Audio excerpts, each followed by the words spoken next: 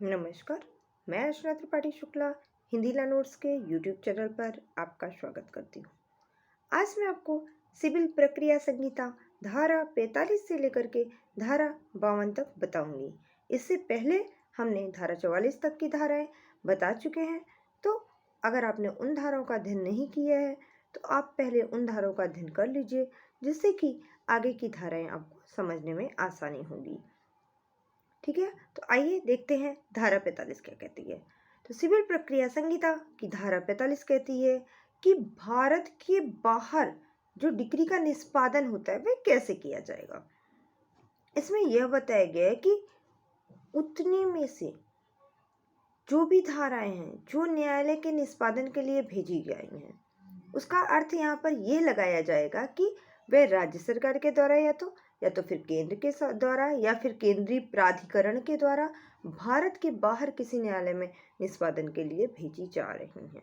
यानी कि अगर भारत के बाहर अगर निष्पादन के लिए कोई भी जो है अगर निष्पादन के लिए कोई डिक्री बाहर भेजी जा रही है, तो या तो वो केंद्र सरकार के द्वारा जाएगी या तो वह राज्य सरकार के द्वारा जाएगी।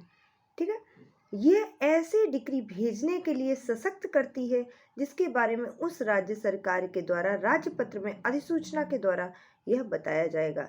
यह धारा लागू हुई, यानी कि धारा 45 के ही अनुसार जो है वे डिक्री का निष्पादन दूसरी जगह पर होता है, यानी कि भारत के बाहर डिक्री का निष्पादन होता है।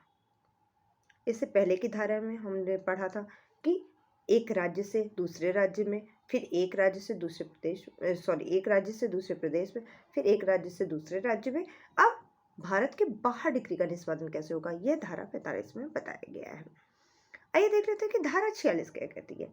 तो धारा 46 सिविल प्रक्रिया संहिता की धारा 46 आज्ञा पत्र को बताती है।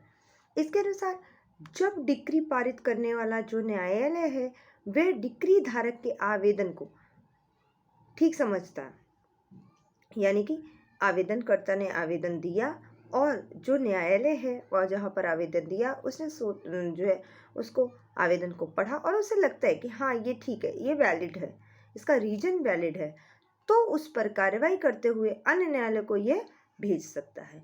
जैसे डिक्री के निष्पादन के लिए किसी ने आवेदन किया और न्यायालय को वह उचित लगता है तो वह निष्पादन के लिए दूसरे न्यायालय को भेज देगा, जिसके लिए वह क्या करता है, एक आज्ञा पत्र निकालता है। कौन निकालता है? न्यायालय निकालता है कि वह उसकी संपत्ति को कुर्क कर ले। ठीक है, वह न्यायालय जिसको आज्ञा पत्र मिलता है वह जो है उसकी संपत्ति को कुर्क कर लेता है और वह उसी प्रक्रिया के अनुसार उसको पालन करता है। निष्पादन की प्रक्रिया उसी प्रकार से करता है जिस प्रकार से आज्ञा पत्र में लिखा होता है। परंतु यदि पूर्व न्यायालय के द्वारा कुर्क का समय अगर बढ़ाया नहीं गया है और या फिर जब तक पूर्व न्यायालय के द्वारा आंतरिक ना कर दी गई हैं, तो उस केस में जो डिक्री धारक होगा उसके द्वारा विक्रय के लिए जो आवेदन यदि नहीं किया गया है तो तब तक आज्ञा पत्र के अधीन कोई भी कुर्की नहीं होगी, या फिर वह 2 माह से अधिक कुर्की नहीं चल सकती है। यानी कि वह जल्दी निपटा देगा या तो फिर 2 महीने के अंदर निपटा देगा, जब तक कि उस आज्ञा पत्र के अनुसार समय सीमा बढ़ा ना दी गई हो। ठीक है, ये धारा 46 बताती है। सिविल प्रक्रिया संहिता की धारा 46 में यह बताया गया है। अब सिविल प्रक्रिया संहिता की धारा 47 क्या बताती है। तो सिविल प्रक्रिया संहिता की धारा 47 ऐसे प्रश्नों के निवारण के बारे में बताती है। कैसे प्रश्नों का? जहां पर डिक्री के निष्पादन करने वाला न्यायालय ऐसे प्रश्नों का निवारण करेगा। इस धारा के अनुसार वे सभी प्रश्न, कौन से प्रश्न, जो कि पक्षकारों के द्वारा किए गए या फिर उनके प्रतिनिधि के द्वारा किए गए या फिर उन दोनों के बीच में किया गया, उसका निवारण न्यायालय करेगी। जब कभी कोई भी पक्षकार का प्रतिनिधि से संबंधित अगर कोई प्रश्न आ जाएगा कि वह व्यक्ति उससे संबंधित प्रतिनिधि है और वह प्रतिनिधि है कि नहीं है, तो इसका निवारण भी न्यायालय करेगी। इसमें चाहे वह वादी हो चाहे वह प्रतिवादी हो, इनका वाद खारिज हो चुका है, या फिर जो है कोई अन्य व्यक्ति है जो कि उससे संबंधित पक्षकार है, तो इसका निवारण न्यायालय करेगी। यही धारा 47 में बताया गया है। अब आइए देख लेते हैं कि सिविल प्रक्रिया संहिता की धारा 49 क्या कहता है। 48 में बस केवल कुछ मामले ऐसे हैं जिनका निष्पादन वर्जित होता है वही धारा 48 में बताया गया है। धारा 48 में कुछ भी ज़्यादा नहीं है। अब ये धारा निरसित कर दी गई है। यह परिसीमा अधिनियम 1963 के अनुसार 1 जनवरी 1964 को ही निरसित कर दी गई है। तो आपको धारा जो है 48 वे नहीं पढ़ना है, हम सीधे धारा 49 पे चलते हैं। सिविल प्रक्रिया संहिता की धारा 49 कहती है कि आंतरिक और जो विधिक प्रतिनिधि हैं वे कौन होते हैं उनके बारे में बताया गया है। डिक्री का सभी आंतरिक यदि कोई समस्या है तो उसके अधीन रहते हुए जो निर्णित ऋण है उसके मूल द्वारा जो डिक्री के द्वारा विरुद्ध परिवर्तित करा सकता है वह उसको धारण करेगा। आपको बिल्कुल नहीं समझ में आया होगा, मैं बता देती हूँ, क्लियर करती हूँ। उसमें आंतरिक क्या होता है? आंतरिक मतलब जिसके लिए, जिसके पक्ष में वह डिक्री दी गई है। और निर्णीत ऋण क्या है? ऐसा ऋण जो कि व्यक्ति के द्वारा लिया गया है। ठीक है, इसमें क्या है? इसमें आंतरिक और विधिक प्रतिनिधि को बताया गया है। विधिक प्रतिनिधि कौन होगा?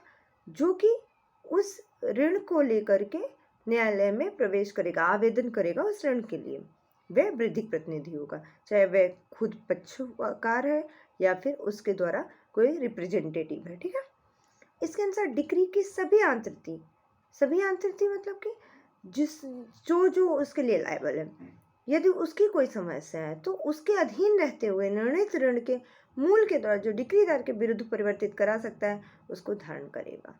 यानी कि अगर कोई डिक्रीदार है, ठीक है, उसने क्या किया भाई, एक व्यक्ति है उसने 100 लोगों से ऋण लिया, तो वे सभी व्यक्ति आंतरिक हो जाएंगे जिनसे उसने ऋण लिया था, और वे सभी लायबल है कि वे उसके विरुद्ध जो है वे अपनी डिक्री को परिवर्तित करा सके जिससे उसने ऋण लिया था। वही इसमें धारा 50 में बताया गया। अब आइए देते हैं धारा 50 के कहती है। तो सिविल प्रक्रिया संहिता की धारा 50 विधिक प्रतिनिधि को बताती है। इसमें क्या कहा है कि जब डिक्री के निष्पादन से पहले निर्णीत ऋण की अगर मृत्यु हो जा रही है तो डिक्री का धारक, डिक्री पारित करने वाले ने न्यायालय में यह आवेदन करेगा कि उसका निष्पादन मृतक के प्रतिनिधि के विरुद्ध। नॉर्मल सी बात है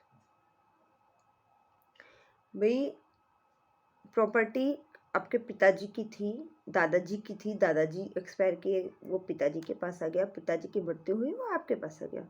तो जब प्रॉपर्टी आपके पास आ गई तो भाई उन्होंने जिससे उधार लिया होगा उसकी रिस्पॉन्सिबिलिटी भी तो आपके पास आएगी ना। सेम केस है इसमें। प्रतिनिधि यही कहता है कि भाई अब तो उनकी मृत्यु हो गई है, अब ऐसा करिए कि जो उनके बच्चे हैं उनके खिलाफ डिक्री पारित करिए कि वो लाके हमारा पेमेंट करें, जो इन्होंने हमसे उधार लिया था उसका पेमेंट वो मुझे करें। सेम चीज़ है और कुछ भी इसमें एक्स्ट्रा नहीं है। आगे पढ़ लेते हैं। जब डिक्री ऐसे प्रतिनिधि के विरुद्ध की जाती है कि वह मृतक के उस परिणाम तक उत्तरदायी होगा जहां तक कि वह संपत्ति उसके हाथ में। सेम चीज़ है भाई, आपको 10 लाख की प्रॉपर्टी मिली तो आप केवल 10 लाख तक का कर्ज उन्होंने अगर किसी से लिया है तो उसके लिए लायबल है। अगर आपको प्रॉपर्टी कोई 10 लाख का दे रहा है और उसके ऊपर 20 लाख का जो है कर्ज है तो आप उसकी प्रॉपर्टी लोगे? नहीं लोगे ना भाई, प्रॉपर्टी ही तुम ले जाओ, मुझे प्रॉपर्टी नहीं चाहिए, मैं उनका कर्ज भी नहीं ले पाऊंगा।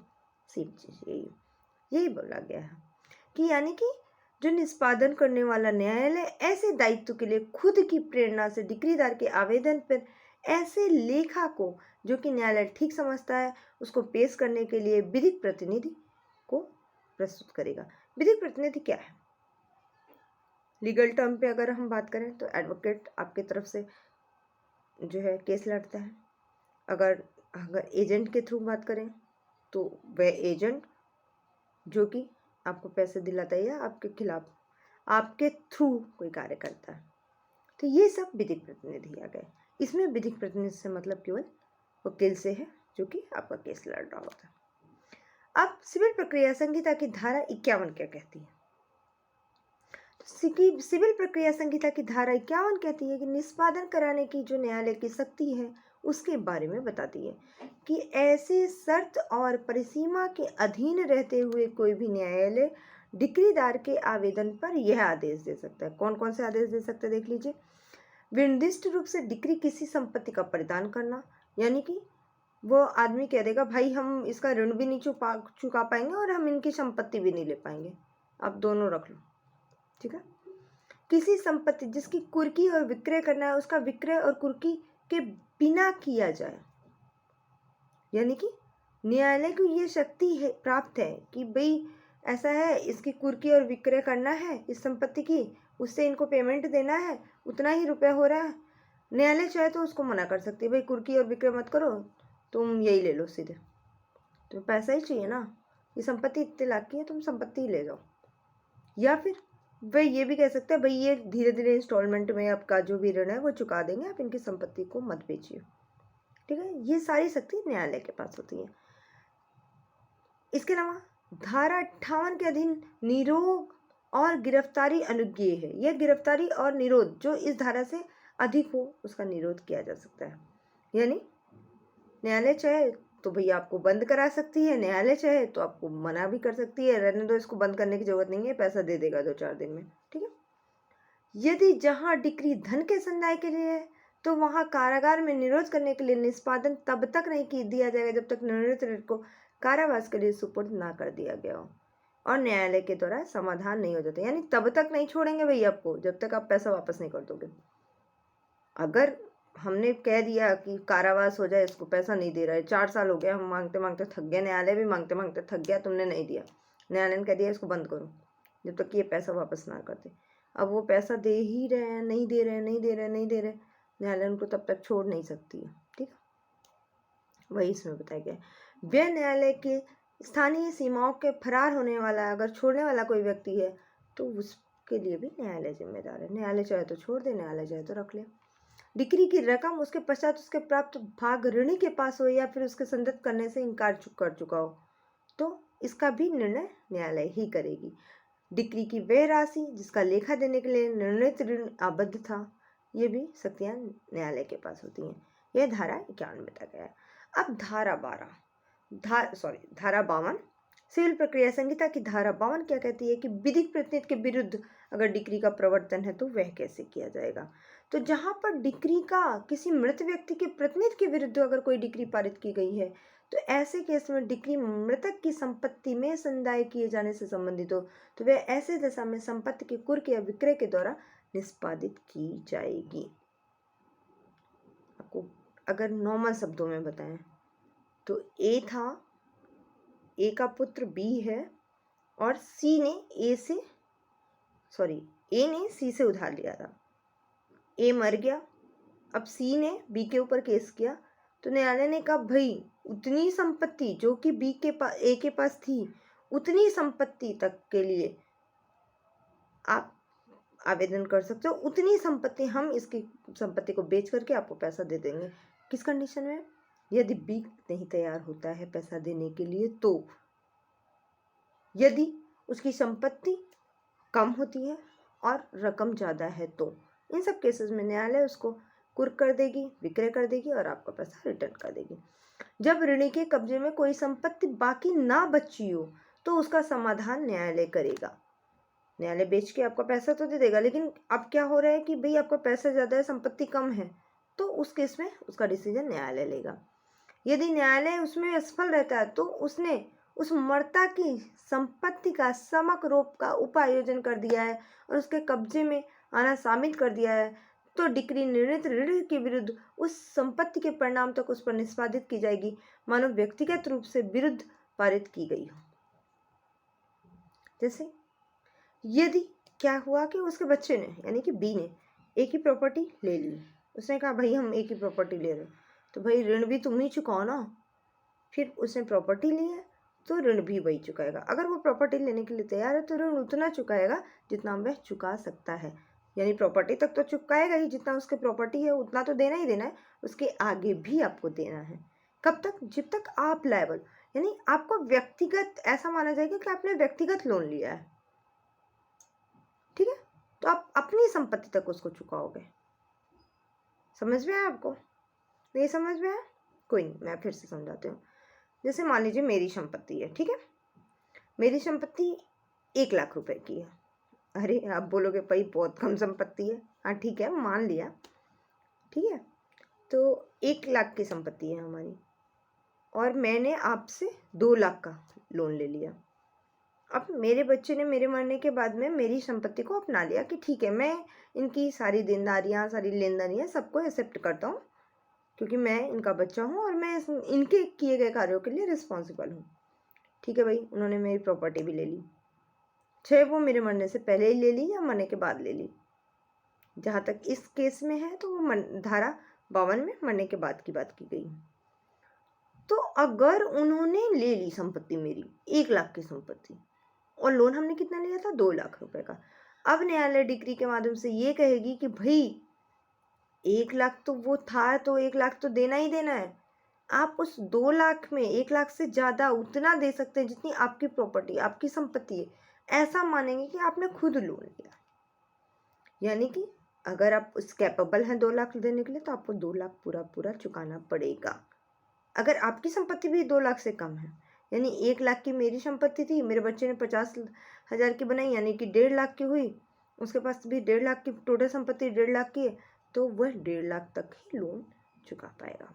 न्यायालय उसको 1.5 लाख तक लोन चुकाने के आदेश देगी। यही धारा 52 में बताया गया है। तो अगर आपको यह वीडियो पसंद आई हो तो प्लीज़ लाइक कीजिएगा, शेयर कीजिएगा, सब्सक्राइब कीजिएगा और बेल आइकन दबाना बिल्कुल मत भूलिएगा, जिससे कि हमारी आगे आने वाली वीडियो आपको लगातार मिलती रहे। प्लीज़ प्लीज़ प्लीज़ इसको ज़्यादा से ज़्यादा शेयर कीजिएगा। धन्यवाद।